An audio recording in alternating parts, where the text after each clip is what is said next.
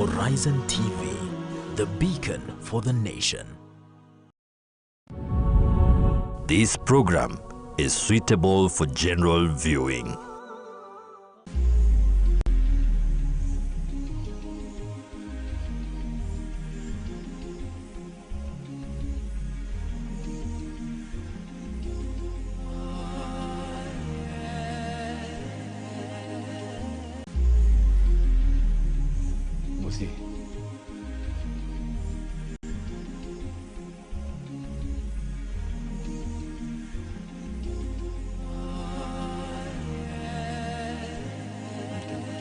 Assalamu alaikum wa rahmatullahi wa barakatuh. A very good evening. My name is Faisal Kassim and welcome to the live real talk. Listen to these shocking figures. So far this year, the NTSA report that 700 Kenyans, actually it's over 700 Kenyans, have died. This is adding to at least 36,000 persons lost in the 70,000 road accidents in the past decade. So this is an issue that we cannot give a blind eye. We cannot take the ostrich approach by digging or burying our heads in the sand and assume that it's not in existence, it's not happening. Families are still mourning, even as we speak right now. Just the other time, before the opening of the second term, parents were really complaining. Parents are still mourning the loss of their children. We saw a number of accidents when kids were going back to school and others were going home from school. It's an issue. It is a problem in our Kenyan society. And one of the things that I always say right here on the show is the fact that we do not have a wholesome approach that includes different stakeholders, including you, the viewer, back at home watching us tonight. My name is Faisal Kassim, and tonight we are talking about the safety of our roads. How safe are our roads and what can we do, all of us collectively? And I have two key main stakeholders, not necessarily the main, but they're actually key stakeholders for as far as the road safety is concerned. Ladies and gentlemen, I'm joined by Dan Kiilu, who is the CEO of Sikika Road Safety. Bro, mambo? Poa sana. Uko salama? Kabisa. Karibu sana. And Mark Kimuri. Mambo bro? Uko salama? Yes, Mark Kimuri is the team leader of First Aid at Vital Skills First Aid Consultancy. And these gentlemen are joining us tonight right here on studio as we delve into matters road safety. So better get your notebook ready, your pen ready, or your phone ready. And for the Gen Zs watching us to take notes, yeah, not just checking and liking and all those things, yeah. We are streaming live on Facebook and YouTube on Horizon TV pages, so better leave your comment there. Or if you have questions for them and you have time, we will definitely ask your questions. Dan, Yes. mambo, for salama, Kabisa. karibu sana Horizon TV. Asante. Dan, let's get to hear your story. What exactly inspired Sikika Road Safety, and what is Sikika Road Safety? Wow, that's a good one. The reason why Sikika was formed, it was through a painful, experience. My bigger bro was knocked by a PSV. That was way back when I was in, in primary school. Now, what happened, and this is a story I've never told Kenyans, but this night I will say it. We were denied justice. That case went to to the courts. Now, the day of hearing, where we had booked that case at the police station, that paper was missing. So that is how we missed, justice was denied. And I sat down. Actually, I was very small, and I said to myself, if this has happened to us, what about, How many more other people how are many going more through other this? people, maybe could be going the same thing that we've gone as a family. So I said, one day I will come up with something that is really going to help Kenyans. Yeah. And that was Sikika was born. So basically, Sikika, it's all about, educating road users, the importance of, following rules, and minimize this number of eye crashes on our highways. So this, it includes, teaching them about road signs, road markings, and what the law says. Wow. Yes. Things that appear extremely basic, but when you're a road user, honestly, right now it's when it's hitting me. Yes. Yesterday alone, driving to work in the morning, Yes. I came across 3 accidents in different spots of the road. 3 of them. One of them involving a truck and a lorry, another one involving 3 cars, another one I think involving just a saloon car that had hit side of the road. So it's something that, wow. When was that? How old is Sikika Road Safety right now? 6 years now. Yes. Sorry for the horrible experience of your bro.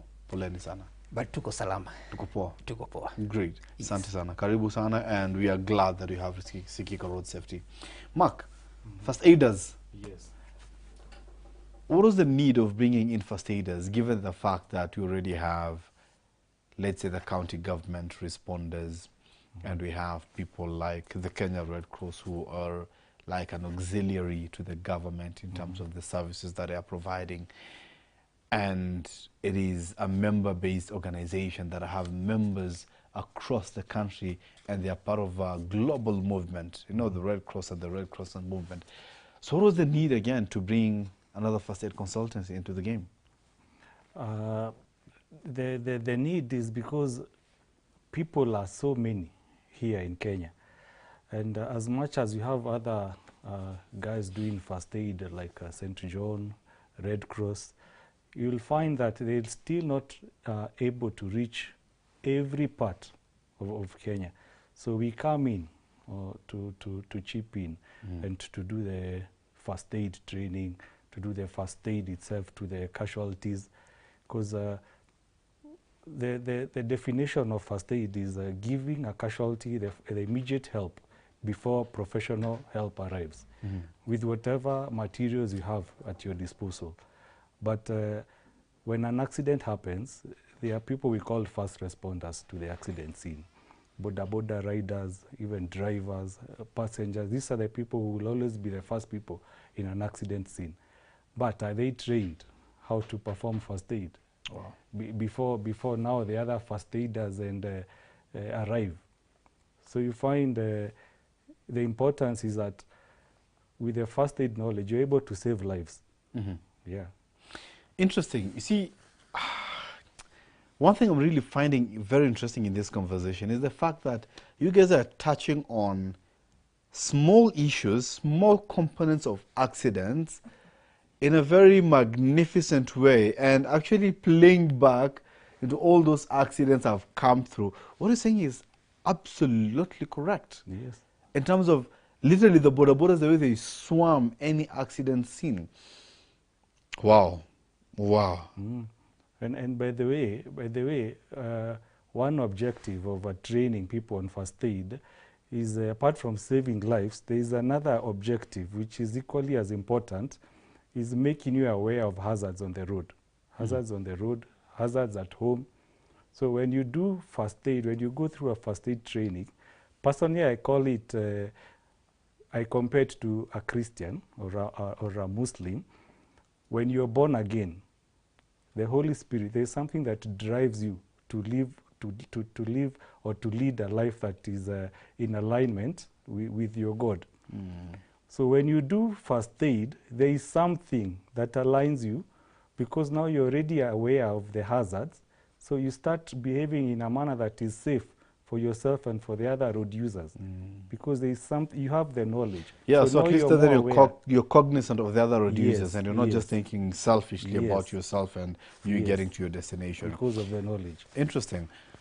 Dan, 6 years into the game, you have been there, you've responded to accidents, you've helped in the advocacy, I'd assume you've done a lot, basically. In your opinion, I mean, looking at the numbers of the people that we've lost way too many in these road carnages and road accidents so far. What do you think are the 5 key things contributing to these accidents? No, that's a very good question. Number one, we've really talked about, drunk driving. Someone will say, wacha nichape mbili, these vehicles, nose home. Yeah, gari na nyumbani. Gari na nyumbani. Yeah. And I normally disagree with that completely. Because let me tell you something. Once you're drunk, it affects your reflexes. And I've been telling Kenyans, what is reflexes? It is the ability of the body to coordinate those muscles simultaneously. Are we together? Kwa mfano, if now when you're sober, your reflexes, it's on point. But when you're drunk, it has been affected. So let me just break it down and explain to Kenyans in a layman's language. Please. When you are unable to coordinate, your feet, your brain, and your hands, at that point, at that moment now, your reflexes has been tampered with. Kwa mfano, when you're sober, now you can see an hazard. Akili nakwambia this danger. Your brain tells you kanyanga brakes, slow down. Yeah. But when you're drunk, you don't see anything big. Ni kawaida. Ni kawaida. Okay. So wakati your reflexes zimekuwa affected now, you'll see people killing other innocent road users. You'll see a pedestrian being knocked by a drunk driver. You'll see a drunk driver ramming at a ray of another vehicle. Are we together? That is number one. And number two, this one I normally say it on national television. Previously, many drivers got their deals through back doors. They don't know about road signs, they don't know about road markings, and they don't know what the law says. There's something called katafunua. What is katafunua? In a layman's language. Nile unanusia gari. Yes. Ukitotoa kichwa ukiingisha. Unatoa kichwa ukiingia. Ukiingisha. That is katafunua. And that thing has killed a lot of young people. The Subaru boys and the Audi boys. Yes. Because utapata, the moment ile gari imekanyangia brakes pale mbele, hautakuwa na enough reaction time to do the right thing. So someone nimepiga mahesabu zangu. Hakuna hesabu zako umepiga pale. Mark my words, if this driver in front of you akanyanga tu kidogo hivi, you finished. Point number 3, you'll get people dying because they are on their right lane. And I normally tell people, act like a foolish person and survive. If you see someone is overtaken and you are on your right lane, give that person way. Let him go. Because if you're not going to give that person that chance to penya, it's going to kill you through an head-on collision. The ripple effect will also affect you. Through head-on collision. And I've been saying this. Head-on collision is 100% avoidable. It's a mistake of one driver. Are we together? So if all of us drivers can really see this, but I normally tell people, if you've done a defensive driving, these things you can understand. A normal driver cannot understand these things that we are saying. Give way for you to survive. Are we together? And another thing, ile kusema wacha nimuonyeshe. Unamuonyesha nini? Yeah, huwa anaona kwani ndio kuna haraka sana, singetoka jana. Angetoka jana. Angetoka jana, acha wewe tupambane sote basi. You'll see someone just driving comfortably, but the moment now you want to overtake that person, not the increased speed. And you wonder, hii speed imetoka wapi? Huku kuna speed, but because I overtake ni mimi niende zangu, sasa imeanza kuwa ni competition kwa barabara. Ego, which is really killing a lot of people outside here. Yeah, so those are some of the things. Fatigue driving. And this one I told Mheshimiwa for Transport Onesimus. Fatigue, it is something which is killing our people. And this is a conversation as a country we're not talking about. Utasikia conductor, driver naambiwa na mwenye gari, ende urudi Mombasa. This someone is tired. But they are afraid of saying this because unaambiwa either uendeshe ama muache gari. So driver atafanya namna gani? Itabidi ishie. And hakuna kitu hatari kama driving while you're fatigued. Hatari sana. You'll find someone driving but amelala. Amelala but is on the wheel. So fatigue is like sickness. It can bring you down anytime, any moment, and you will kill people. Some of the things that we are talking about, we have a mechanical factor, we have an environmental factor, and we have human factor, human error. So I think if you're going to allow me during this show, I'm going to elaborate all of them so that Kenyans can really understand and see what exactly we are really trying to say. Interesting that you've mentioned on your second point about knowledge and you've alluded briefly to corruption as well. Yes. So besides the backdoor issuance of driver's licenses, of course, that NTSA, when they came on board and they were the ones now issuing, I'm sure the system have changed. I mean, it's more rigorous. It's tougher to access a driving license compared to how it was, let's say, 6-7 years back, when NTSA was not all hands in you know, handling it. So besides that aspect, are there any other aspects that corruption may be directly correlating to the road carnages and accidents? No, let me say this. Even at NTSA right now, people are still getting driving license through back door, and that is a fact. Now, Mheshimiwa came up with this idea of retesting of drivers, which is a good thing. We as Sikika, we support the idea. But now, where we are disagreeing with NTSA and our CS for transport, it is about one thing. Drivers are paying for this retesting of drivers. And I've said here, and I'll repeat it again, majority of these people who are going for that retesting of drivers, they don't know about signs and markings and what the law says. So what will happen?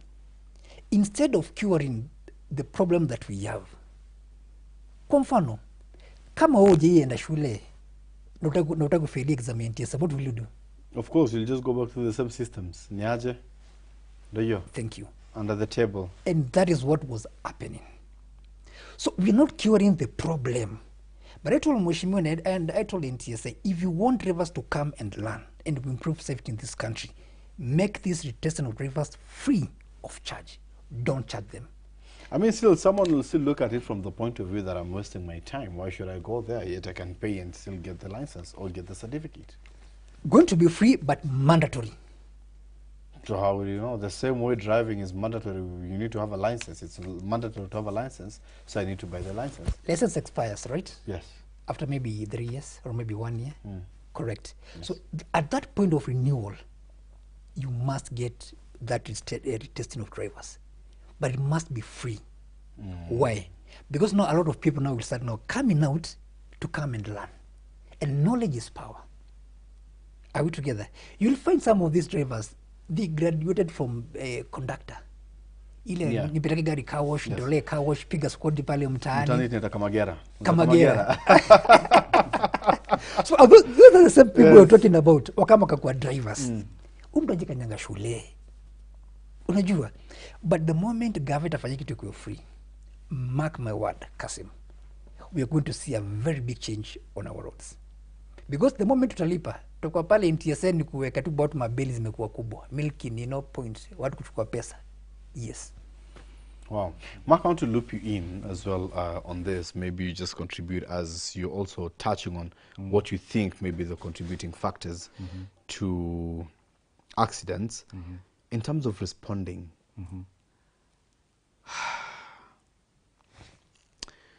why is it that we still do not have more people with skilled, or rather with this knowledge of the first aid training? Is it the lack of interest? Is it the lack of importance? Is it the fact that you, the people, the first aiders, you don't have the resources to reach wider nets? Why do you think we still do not have people? I went through first aid training, I think twice in the last 10 years. And I cannot say I'm so good, I'm so perfect, but you literally see some basic mistakes people do when responding to first aid. And sometimes you think to yourself, are you the one who doesn't know, or is it them? One of you might have missed something. It's either you or them. But again, the fact that you see there are many and the mob psychology has kicked in, so no matter what you say, chances of you being hurt are very minimal. Then you decide to do something else. So why is it still that why is it still that we have this gap in between here? First of all, it is written that we perish because of lack of knowledge. And the other thing, I think it is ignorance. I think people don't know the importance of first aid. And as also Dan was saying, some of these things are supposed to be mandatory. We should have first aid taught in schools as a life skill. Because it touches every sector of a human being, at home, on the road, at work. So if it is made some sort of a mandatory thing, then many people will get to learn first aid. And so when we are on the road, when there is an accident, we have responders who actually know what they are doing. Because people are dying, most casualties die because of bleeding. You know, if you bleed just 1 liter, 2 liters, and you go into shock and you're dead. But if somebody knew how to stop this bleeding, you see, you'd save a life or two. Other people die on the accident scene because they are mishandled. You don't know how to remove this person from the wreckage. So you're removing them, you're excavating them in a manner that you're causing more harm. If the rib was broken, and like a sack of potatoes, you puncture the lungs, he dies. But if you had the first aid knowledge, you see, there's a way you handle casualty, there's a way you carry him, you handle his fractures, and then you remove him safely and hand him over to the people who are more qualified. But those few minutes are enough to save this person, or they die, just because of lack of knowledge of first aid. And why is it that we have this lack of knowledge? What is causing this gap? I think it's because it's not mandatory. And people don't understand what is first aid. Many people think it's just you've gotten a small cut, put elastoplast, and that's it. That's first aid.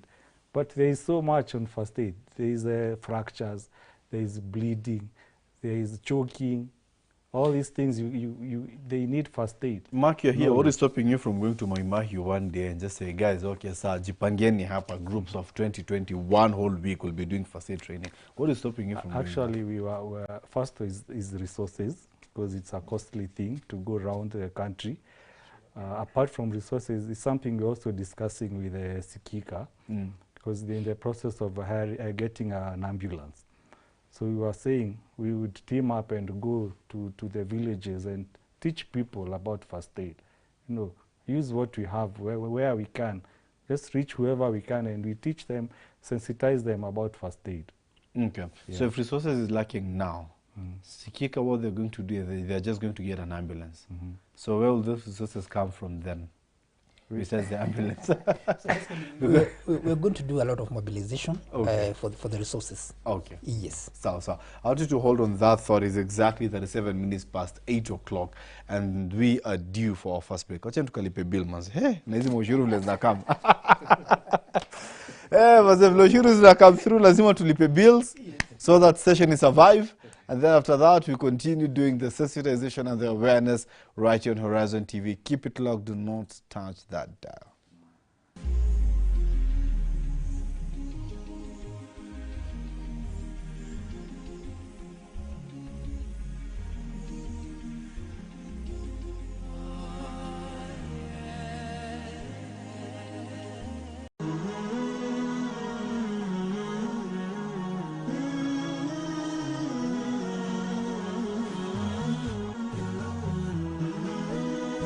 Horizon TV, the beacon for the nation. Verse of the day. أعوذ بالله من الشيطان الرجيم. بسم الله الرحمن الرحيم. وإن طائفتان من المؤمنين اقتتلوا فأصلحوا بينهما فإن بغت إحداهما على الأخرى فقاتلوا التي تبغي حتى تفيء إلى أمر الله فإن فاءت فأصلحوا بينهما بالعدل وأقسطوا إن الله يحب المقسطين. إنما المؤمنون إخوة فأصلحوا بين أخويكم واتقوا الله لعلكم ترحمون.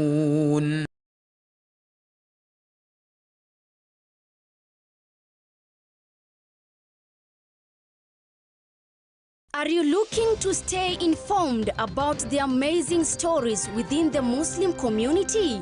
Do you want to hear inspiring stories and insightful discussions about faith, culture, and current events? Tune in to the Muslim Insight, your weekly news updates where we tell you stories that matter to you. The Muslim Insight, informing, inspiring, every Friday from 8 a.m. with me, Zamzam Ahmed.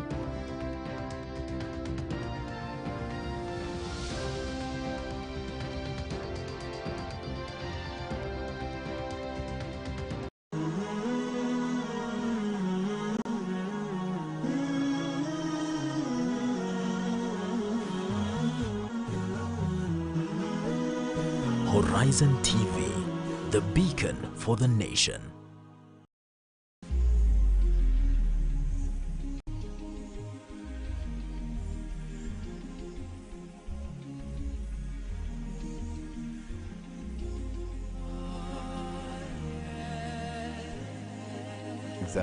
Exactly 40 minutes past 8 o'clock. My name is Faisal Kassim, and in studio I have an amazing gentleman, Mark Daniel Kiilu and Mark Kiruri. Kimuri. Yes.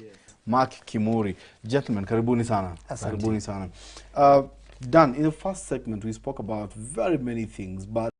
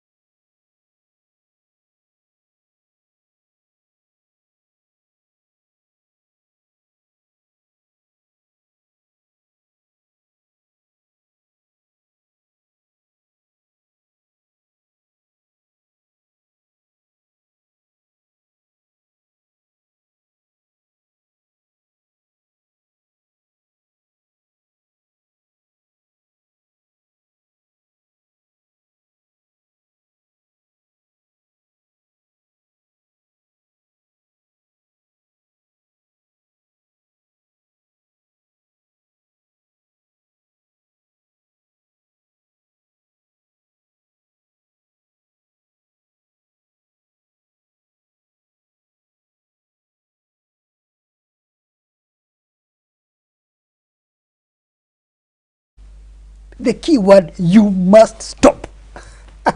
Hakuna lugha mbili. You must stop. So those are the kind of conversations we normally have on our social media handles. Watu walikuwa kuja pale wachanuane. And before I forget, our CS for transport, I want to challenge you. Let's have marked roads in this country, because we'll find a road has been done. There's no road markings. There's no road signs. The killer Outer Ring Road, tulipiga makelele kama mwenda wazimu mpaka wakeka stima, wakeka street road lights. That road was extremely dangerous, and ilikuwa the deadliest in Africa actually, if I'm not wrong. Outer Ring Road. Why? Because unakam lanes tatu, all of a sudden lanes merge into two. Kama wewe ni mgeni Outer Ring Road, chances of you dying is 100%. Because unakam na speed lane. And then the pavement and the margin. And the margin. Yeah. So from now unapata barabara imeisha. Ndio speed yako ya 100 safi ama 120. Kuna some places unapita hivi in the morning, ukirudi jioni they've erected a bump. A bump. With no signs. With no signage. Now what is this? Wewe ulipita 100 kilometers per hour. Ukirudi 100 kilometers per hour, but kuna bump. And this I can give you a very good example. Springs unavunja. Pale Northern Bypass. Kena wakaeka bumps hapo 2 usiku. Ai pale gari ziliumana my friend bana. Southern Bypass, they tried the same. Yeah? Southern Bypass. Waleka bump. One weekend, I think we had 6 accidents. One day. How do you put a 6 bump? accidents. Southern Bypass. Usiku. No You jambia talked of ripple effect. Kwanza anagonga, the rest come Yes. bumpy, Yes. bumpy, bumpy. Actually, most accidents were like that. Yes. On the Southern Bypass. Wow. Kuna story na trend saizi ya Ian Njoroge. Ian Njoroge who fought a traffic cop. And people are coming out online and saying, these traffic police officers pia wamezidi. Every time they stop you, it's something. They want something. Wanataka kitu kidogo. I was once arrested.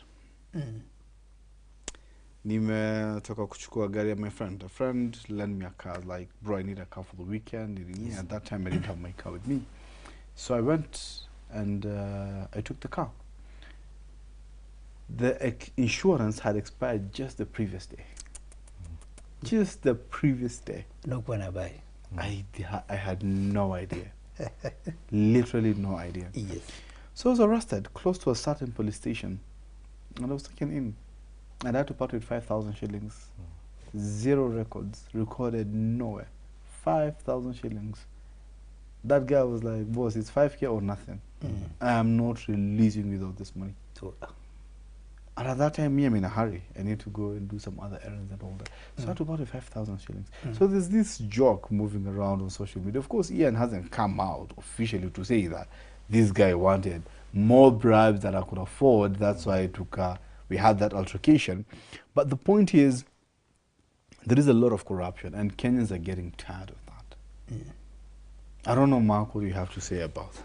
Well, what I can say, if I merge it with road accidents, is stress management is a cause of road accident.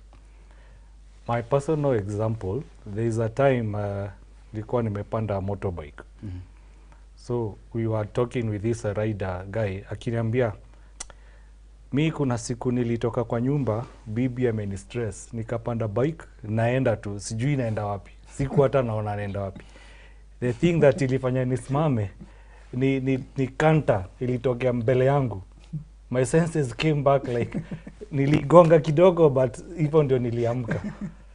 Sasa imagine how many more people are stressed. Whatever is stressing you, whether it's at home, money, whatever is stressing you. But stress management needs to be incorporated as part of road safety mentorship. And that is what we are trying to do with Sikika Road Safety. Going out there and just talking to groups, to drivers, to bus drivers. We incorporate elements of road safety, defensive driving, and to merging them with first aid. And some of these topics are like stress management, yes, of the driver or the rider. Very key component. I'm still yet to see the marriage of the corrupt police officers on the road. Sasa hata hiyo tu ni some sort of stress too, because hiyo kuisha one thing ni ngumu, but what I would urge Kenyans, let's love, najua kuna hiyo rise of corruption, but let's love our police in uniform, because they're our brothers and sisters from a different mother. These guys, every time they stop you, it's something. Like there's a saying we all the road users know, anasema wakikusimamisha na kutafutia makosa, they must find a mistake on you. By the way, wengi sana wamenisimamisha, but majority of them they know me. So wakinispot wewe ndo line wewe wasikika wewe. But I agree with you, Mr. Kassim, kuna shida. Polisi pia wajiheshimu, because that point kila saa tu ukinua mkono ni pesa, even Kenyans wanna get tired. But hata kama Kenyans wanna get tired, please don't fight a traffic police officer, because kama sio mheshimiwa Sonko Mwangelele huyu kijana alikuwa amepigwa na violence, alikuwa amepigwa na what is it called, robbery with violence. You know what that means? Unaweza pigwa maisha ndani.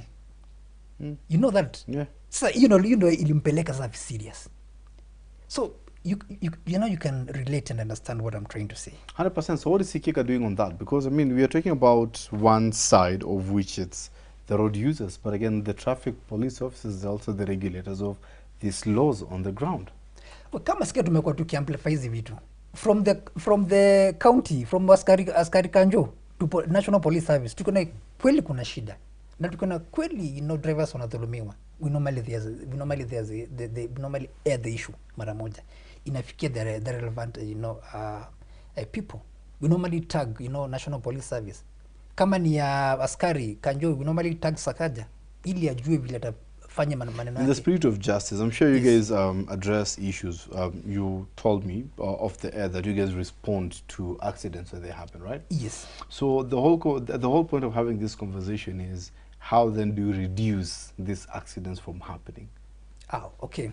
Now, when you're a small kid, you used to see that kakantaka film mtaani. Unakumbuka? Mnakaa chini, gari inakaa, mnasomeshwa, mnawatch movie, then gari inaenda.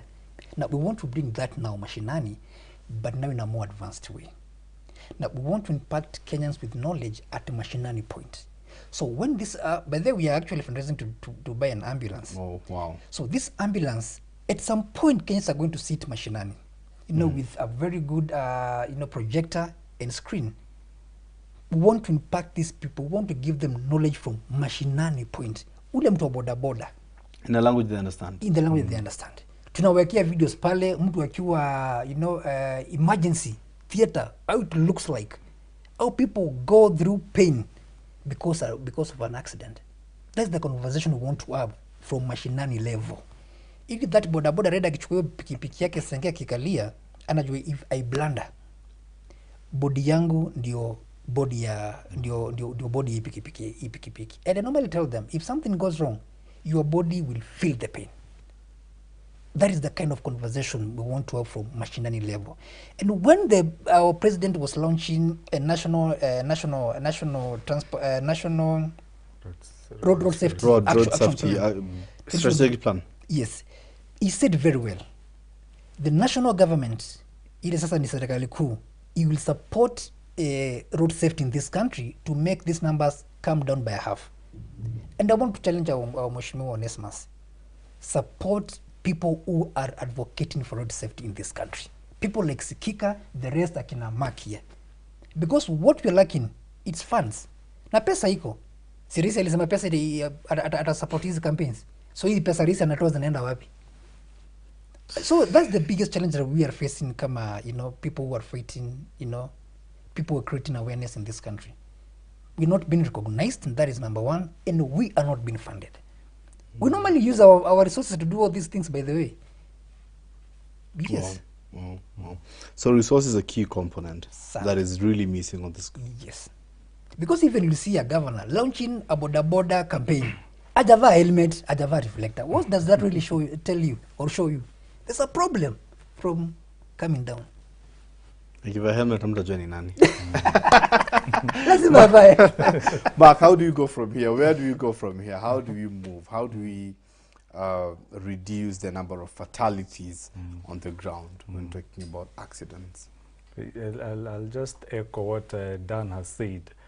We need support from government agencies to reach out to people and train them and impact them with this knowledge, because that's the only way they will understand the importance. There is no other way. Yes. Do you guys believe speed kills? Definitely. Speed. Does it kill? Instant. the more the speed, the more the impact, and that is a fact. But I know Subaru boys and Audi boys wataanza kuaga. Wanaanza kusema ni the direction of change ndio inafanyanga. So kama kuna vits tulia. Kwa mpole. Fanya bidii omba Mungu akupatie Subaru pia. So there's something a road user from Saudi Arabia told me. Yes. One of the ways that the government is dealing with fast drivers, like one of the punishments they're given, besides their jail term, is they're actually mandated to go and do community service in wards of people who have survived accidents. Wow. Kenyatta, I think it's what, number 5 or 6? That is powerful, by the way. Kenyatta, is it 5 or 6? Kenyatta Hospital. I'm not sure about that. I think it's either the 5th or 6th. The emergency one, the fatalities, the serious injuries. The accident injuries. Bro, Kendapale, you see people with their legs hang, some of them their limbs are hanging, others they're all bandaged and wrapped up in bandages.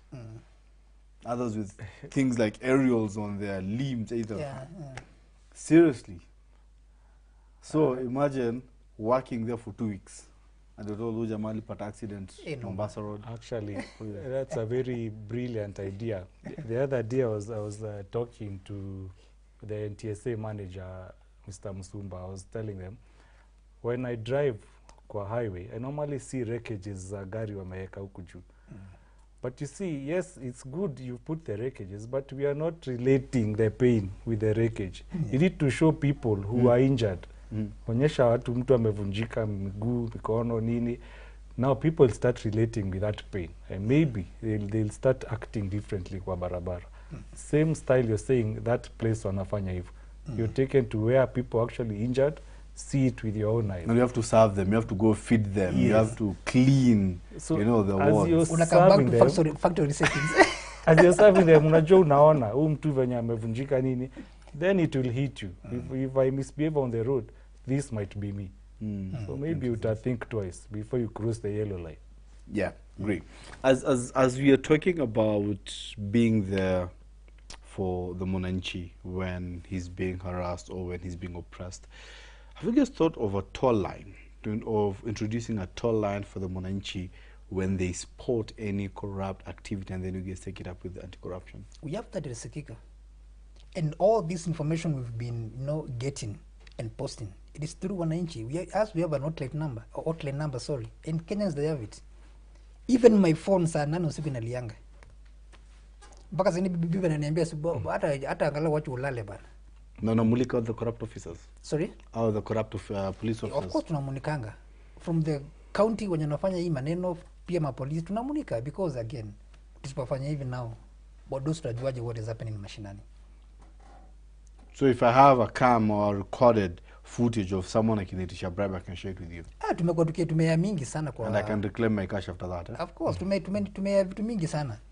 But this is because of that hotline number that ile Sikika hiyo. Where are you found on digital media?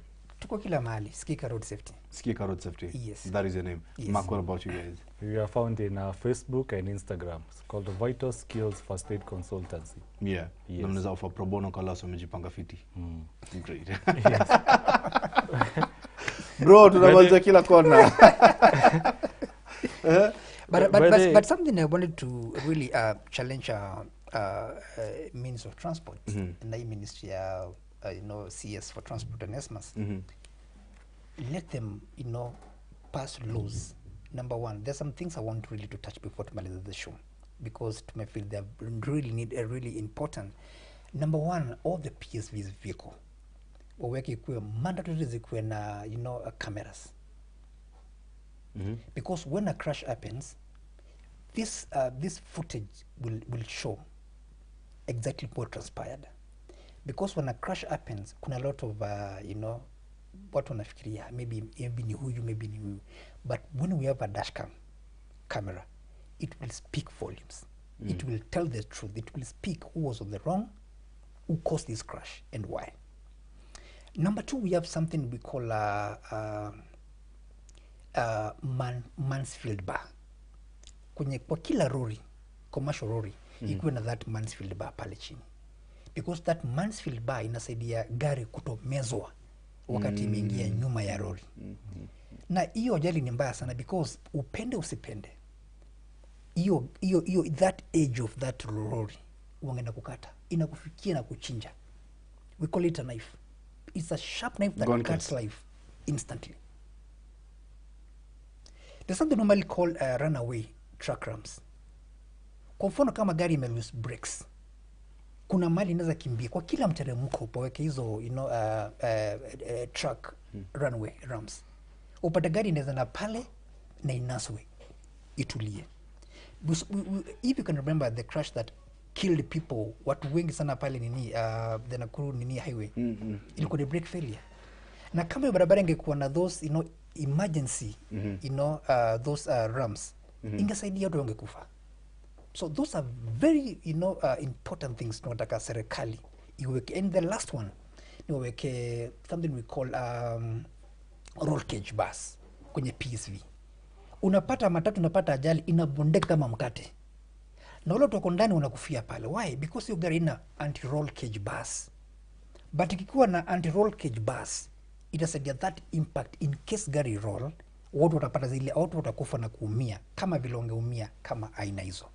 Yes. Sio kwenye mandatory kuweka hizo. Tunaambia next month hizi vitu wa push na zikuwe low. Mark my words. This number of fatalities tunazoziona, because when a 14-seater matatu rolls, watu wanachapana pale ndani. Yani wanakufa painful death. But zikuwa hizo anti-roll cage bus, gari itabondeka. Because the more gari imebondeka, that means hao ni watu wanakufa. If you can remember that bus ambayo ilifanya ajali, ilianguka, the roof ilitoka kama mkate. Why? Ekukuwa na anti-rolls, you know, bus. And want to challenge our, you know, manufacturers. Hizi vitu wakati gari imepelekwa pale kuundwa, they consider putting those safety features. Those all, hizo vitu nimemention zote ni safety features, which are really important. And again, we know our president alipatia Onesmus hiyo kitu sababu ni mtu wake wa ndani sana. Lazima tu angempatia hapa kwa na otherwise. But again, tunataka tu challenge our CS akuje chini atulie na keti na stakeholders. Because kuna mambo mingi bado pia ajui. Pia chanuliwe, zile anaweza implement na tusonge mbele pamoja. Yes. Well, you see, I'm so silent when you're talking and giving those examples because, bro, I promise you, there is no week I drive to work or back home that I do not see an accident. No week has passed for the past, I think, 1 or 2 years. Every week, there must be an accident. I think on Monday, literally, I saw a lady being knocked kwa zebra crossing. A bike. I saw her crossing, so me kanega break, me nika relax. Yes. Bike may come from the other side and knock that lady. Na hii bike ilikuwa beba watu wawili. Those are 3 casualties. And just imagine, kama if our traffic police officers wangeka this, wangeka force law to the letter, what nini happen? You know the funniest thing? You may drive 20 meters down, kuna cops wako pale, traffic cops wako pale, they have no idea what's happening. Neither were they even shocked or moved to run to the scene. Ako pale on like 3 cops. Yes. Ingia Rwanda, hapa tu waoniba Rwanda uone. That's what I wanted to say. I've seen videos on social media the way those guys are really adhering to the traffic rules, including bikes. And do you know we can achieve that in Kenya? Do you know it is possible? Discipline, bro. It is very much possible in Kenya. Shida ni moja tu. Discipline, number 2, enforcement. If today National Police Service waamue na tunaweka hizi vitu, tunakaza kamba. Brother, Mr. Kassim, Atapata fees Na wapi? watu wafanyiwe. Watu wafanyiwe. Polisi watapata fees Instant wapi? fines. Relax. Fine. There'll be living conditions. Anyway, guys, our time is up. We've already edged into someone else's time. It's been amazing, guys. Come on. Where? I promise you, one of the topics that really touched me to the core was this topic, because as we are discussing, I'm playing and replaying the scenes and events that I see every day, either driving to work or driving from work. And well, I think after this conversation, I'm going to be a different driver. Seriously, I'm going to be a different driver. And I hope you too, you're going to be a better road user. If you're a driver, you're going to be a better driver. If you're driving first, be careful. Make sure you have your calculations right. Make sure that your car is top tier, top notch. Brakes are well functioning. Handbrake or leg brake is well functioning. And there are no chances of malfunction. Of course, to the best of your ability, because at the end of the day, they're all mechanical stuff. We really do not have 100% control. But long story short, I hope after this conversation, we are going to be road users, whether active or passive. Actively, like you have to do it. Passively, chonjo, speak, raise. I mean, if you see something being moved, or the car is being driven in some type of way, just speak out, man. Speak out, right? We have to stop this. We really need to do our part to stop this.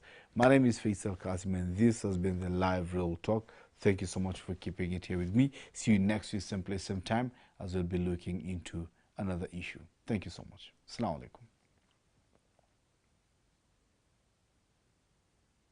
Guys, thank you.